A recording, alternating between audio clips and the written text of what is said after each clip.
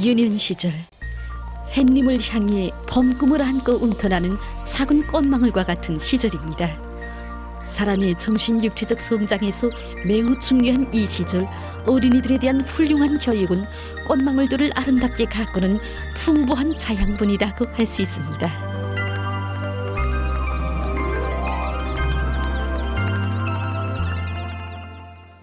어느 부모나 자기 자식들이 인재로 자라나기를 바랍니다. 하지만 부모들의 지나친 욕심, 지나친 요구성이 때로 어린이들에게 큰 부담으로 될 수도 있습니다. 그래서 어린이들의 어른뇌가 활발히 발달하는 시기인 4살부터 6살 시기, 즉 유치원 시기에 어린이들의 교육에 품을 놓아야 한다는 것입니다. 최근 시기 학년전 교육에 대한 국가적, 사회적 관심이 나날이 높아가고 유치원 교육의 질적 수준도 더욱 개선되고 있습니다. 그런데 여기서 일부 편향적으로 제기되는 문제들을 본다면 유치원 어린이들에게 소학교 학생과 같은 그러한 교육을 준다는 것입니다. 그런 거 이런 현상은 왜 나타난다고 볼 수 있습니까? 이게 소학교 1학년에 올라가서 우리 아이가 공부가 떨어지지 않을까. 그래서 이런 부모들의 괜한 근심이라고 할까. 그럼 어린이들에게 어떤 영향을 미치게 됩니까? 우선 우리 어린이들에게 많은 정신적인 육체적 부담을 주게 됩니다. 우리 유치원 시기에는 자기에게 그 시기에 가르쳐야 할 교육 내용이 범위와 수준이 있습니다. 우리 유치원 어린이들은 주의 집중력이 상대적으로 짧고 또 언어론리적인 사고보다 직관 형상적인 사고가 우세한 이런 연령기입니다. 바로 이런 어린이들에게는 놀이나 유희로서 공부를 이렇게 재미나게 그리고 어린이들이 이렇게 쉽게 이해할 수 있게 하는 것이 기본입니다. 즉, 새로운 지식을 배워줄 때 어린이들이 재미나는 놀이로 해서 공부가 재미있어하고 또 어린이들이 알고 싶고 해보고 싶어 하도록 이렇게 하는 것이 무엇보다 중요합니다. 그러니까 이런 교육이 심각치 않고 소학교 교육에서 하는 여러 가지 그런 지식 교육을 어린이들에게 강압적으로 주입한다면 어린이들에게는 이게 큰 정신적인 육체적 부담이 아닐 수 없습니다. 또 유치원에서는 놀이와 유희로서 지식을 배우게 되는데 그런 놀이와 유희를 하지 못하고 주입식, 강제식으로 지식을 습득하게 됩니다. 그렇게 되면 그러한 지식은 어린이들에게 남지도 못합니다. 어린이들은 나이와 성장 발육 정도에 따라서 학습 능력이 제한되어 있습니다. 그러므로 어린이들에게 신체상 조건에 부합되지 않는 과도한 교육을 주는 것은 육체적 건강은 물론 심리 건강에도 좋지 못한 영향을 주게 됩니다. 지금 성장 발육이 왕성한 시기인 타가서 유치원 시기의 어린이들이 키가 작아서 부모들과 함께 우리 병원에 찾아오는 경우가 많습니다. 이 시기에 어린이들이 키가 안 크는 원인을 분석해보게 되면 과도한 저기 교육으로 인한 성장 발육 장애라는 결론에 도달하곤 합니다. 타가서 유치원 시기에 충분한 용량을 공급해 주었음에도 불구하고 또한 뚜렷한 바탕 질병이 없음에도 불구하고 성장이 장려됐다는 것은 지나친 저기 교육으로 인한 스트레스의 결과인 것입니다. 우리는 종종 키가 잘 안 크고 밥도 잘 안 먹고 이러던 아이들이 방학 기간에 들어서서 밥도 잘 먹고 잠도 잘 자고 키도 쑥쑥 크고 이런 현상을 목격하게 되지 않습니까? 이것이 바로 과도한 교육으로 인한 스트레스가 성장 발육 장애를 일으킨다는 산신뢰로 되는 것입니다. 두 번째 원인으로서는 구석 자세에 있다고 봅니다. 키 크기의 가장 이상적인 자세는 가볍게 팔다리를 쭉 펴고 반드시 누워서 자는 자세입니다. 그런데 공부를 하거나 그림을 그리거나 악기를 치거나 이런 자세들은 이런 이상적인 자세와는 반대되는 구석 자세입니다. 이런 구석 자세를 20분 이상 연속적으로 취하고 있는 것은 키 크기의 나쁜 요인으로 되는 것입니다. 다음으로 과도한 저기 교육이 성장 장애를 일으키는 원인은 운동 시간과 잠 시간이 줄어드는 데 있습니다. 운동할 때와 잠을 잘 때 성장 호르몬 분비가 여느 때보다 높은 농도로 진행되게 됩니다.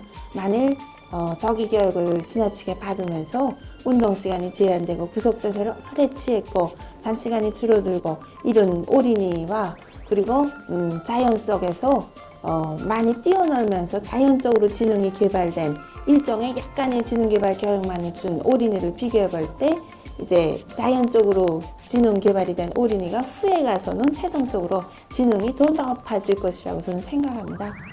어린이의 나이에 맞는 적당한 교육을 주면서 사물 현상과의 부단한 접촉을 통한 지능 유의를 많이 시켜야 키 크기를 촉진시킬 수 있으며 정신 육체적으로 건강하게 키울 수 있습니다.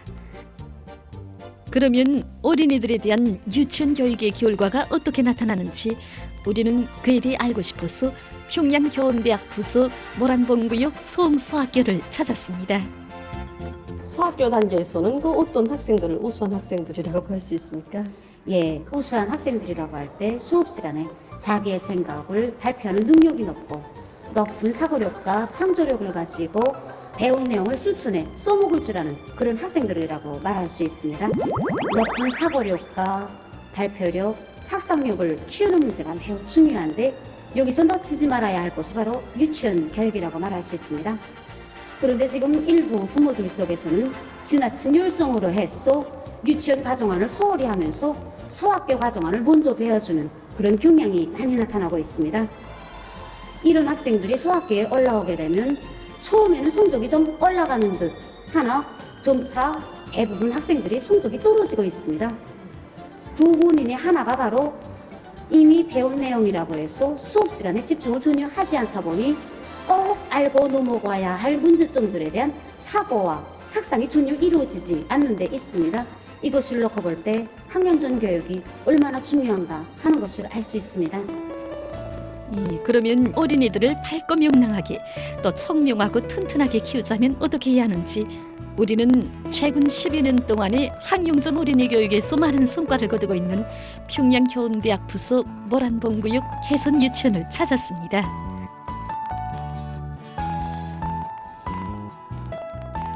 유치원 말 그대로 놀이와 유의로서 아이들을 키우는 집입니다. 우리에게는 훌륭한 유치원 교육 강령이 있고 가정안이 있습니다. 그것을 책임적으로 가장 완벽하게 집행해 나갈 때 아이들을 앞날의 인재들로 키울 수 있습니다.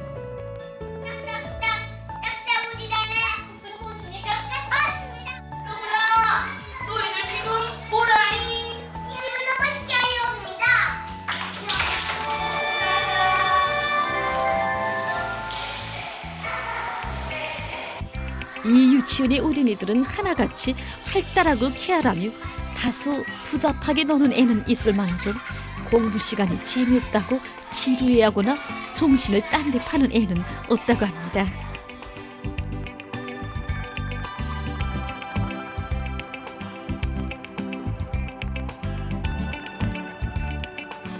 이 유치원에서는 교양실들을 아이들이 스스럼 없이 놀고 공부하고 이 체간을 익힐 수 있게 흥미있게 꾸려놓았고 또 유치원 마당과 복도, 지붕에 이르기까지 모든 공간을 사물 현상을 쉽게 이해할 수 있게 아이들의 동심에 맞고 교육학적 요구에 부합되게 꾸려놓았습니다.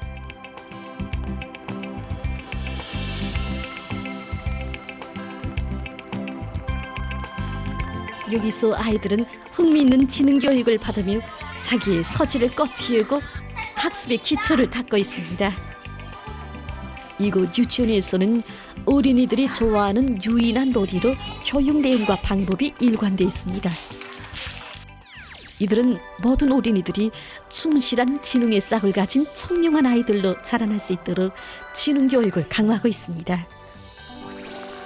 뿐만 아니라 어린이들의 개성을 중시하며 어린이들의 천성적인 재능을 찾아내서 그것을 적극 개발시키는 데 특별한 힘을 넣고 있습니다. 여기에서 놓치지 말아야 할 것은 아이들이 배우는 재미를 확실히 깨닫도록 하는 것이며 어떤 경우에도 그 재미를 잃지 않도록 하는 것이라고 이들은 이야기하고 있습니다. 부모들은 자기들의 주관적인 욕망을 앞세우면서 어린이들에 대한 교육을 무리하게 요구할 때가 있습니다. 그런데 어린이는 부모들의 요구와는 달리 거울 앞에서 짬만 있으면 춤을 춥니다. 여기서 손차가 무엇이겠습니까? 어린이들의 개성에 맞는 교육입니다. 장난이 세차고 주의식 능력이 산만한 우리 어린이들을 교육하는 데서 우리 교양원들이 자질이 높아야 합니다. 그러한 자질에서 제일 첫째가 하는 것이 바로 모든 것을 어린이들이 심리에 맞게 대하고 또 모든 의사소통을 어린이들이 심정에 맞게 해야 합니다.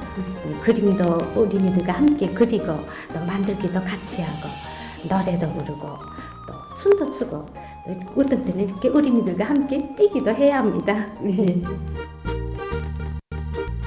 이들은 해마다 진행되는 유치원 어린이들의 여러 경연들에서 좋은 성과를 거두고 있는데 2025년에 진행된 제17차 뛰어난 재능을 가진 전국 유치원 어린이들의 경연에서 김태용, 김연용 어린이들이 1등을 해서 최우수상을 받았습니다. 이 유치원 졸업생들 가운데는 대학들과 고급중학교, 초급중학교, 또 소학교 단계에서 인재 후비로 주목되는 학생들이 많다고 합니다.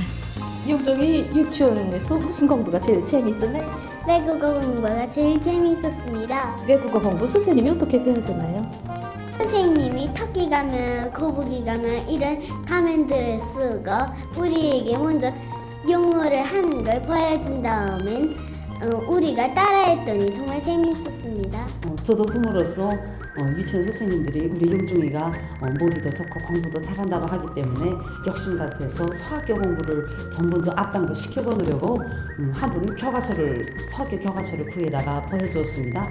그러면서 공부를 시키려 하니까 우리 영종이가 어머니 재미없어요 하면서 말하는 것이었습니다. 그러면서 우리 유치원에서는 여러 가지 놀이 방법으로 아주 재미있게 공부한다고 저한테 말하는 것이었습니다.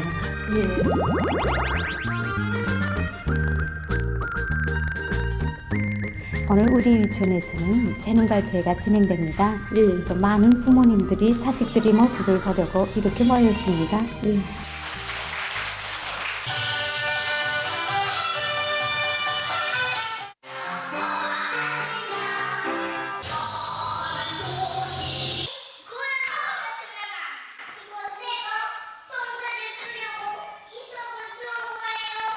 이번 재능 발표회는 우리 교양원들에게는 교육 사업에 대한 책임감과 긍지감을 느끼게 하는 계기로 되고 부모님들에게는 유년 시절 교육에 대한 옳은 인식을 줄 수 있게 하는 계기로 됩니다.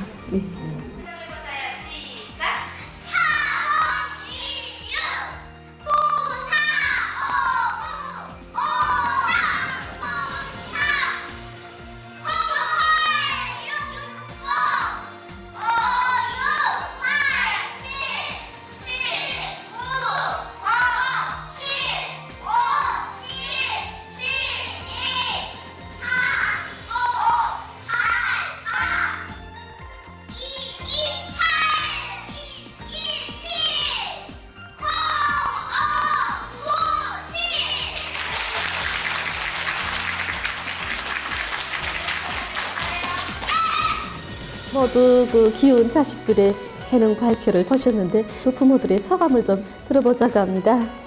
이번 아이들의 발표를 보면서 우리 아이들이 이런 좋은 환경에서 훌륭한 교육을 받고 있구나. 야, 우리 손녀가 유치원 기간, 2년 기간에 몹시 성장하고 자랐구나 하는. 유치원에 와서 그래도 이렇게 공부할 의욕이 생기고 이렇게 정돈돼 가는 모습을 보니까 정말 마지막까지 침착하게 끝까지 하는 그 모습을 보면서 정말 선생님들의 수고가 많으셨겠구나.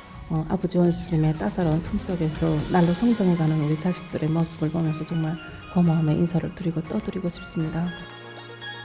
후대 교육 사업을 국사 중에 제일 국사로 내세우는 당의 현명한 용도 아래 온 나라의 교육 종식 계풍이 자넘치고 있는 오늘 교육자들과 부모들, 이 나라의 국민이라면 누구나 알아야 합니다. 교육은 과학입니다. 어린이들에 대한 교육 교양에 진심으로 품을 들이고 관심을 돌리는 것, 그것이 미래를 키우는 참된 애국입니다.